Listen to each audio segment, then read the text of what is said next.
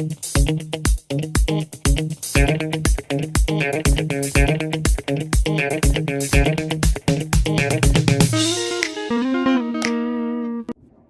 there, it's me again.